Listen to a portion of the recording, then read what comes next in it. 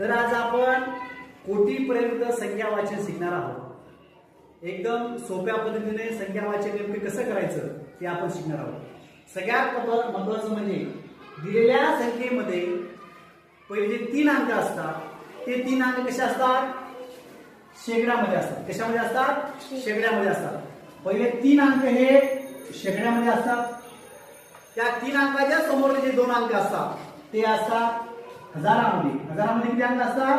2 अंक असतात। हजाराच्या समोर गेल्याच्या नंतरचे जे 2 अंक असतात ते असतात लाखाचे। लाखामध्ये सध्या 2च अंक असतात आणि त्याच्यानंतर आपण लाखाच्या समोर गेल्याच्या नंतर त्याच्यामध्ये समोर असतात कोटीचे। तर कोटीमध्ये सध्या किती अंक असतात?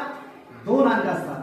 तर अशा पद्धतीने आपण शेकड्यामध्ये सुरुवातीचे पहिले 3 अंक, हजारामध्ये 2, लाखामध्ये 2 आणि कोटीमध्ये 2।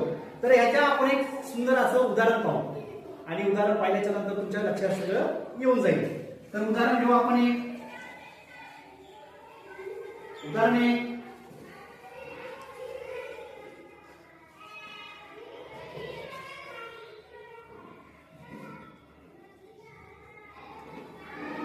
सोळा।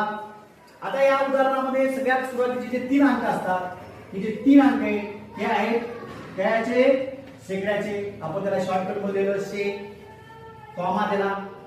त्याच्यानंतर पुढचे जो 2 अंक आहेत हे असतात त्याचे हे 2 अंक हजाराचे। आपण इथं कॉमा दिला। त्यानंतर जे पुढचे 2 अंक आहेत ते अंक असतात कशाचे? लाखाचे। आपण ला लिहिलं, कॉमा दिला। त्याच्या पुढचे जे 2 अंक आहेत ते असतात कशाचे? कोटीचे, म्हणून आपण इथं को लिहिलं। आता याचं वाचन करत असताना काय करायचं? 12 कोटी 18 लाख 70,416। समजलं तुम्हाला? समजलं ना? तर अशा पद्धतीचं आपण काय करायचं? वाचन करायचं। आता याचं आपण एक दुसरं उदाहरण पाहू आणि ते उदाहरण दुसरं उदाहरण तुम्ही सर्वांनी काय करायचं? सोडवायचं।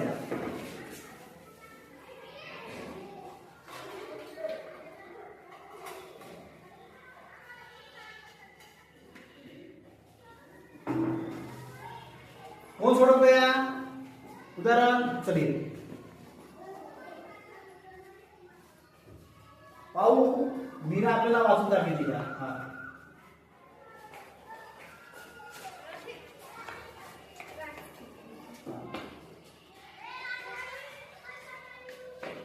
से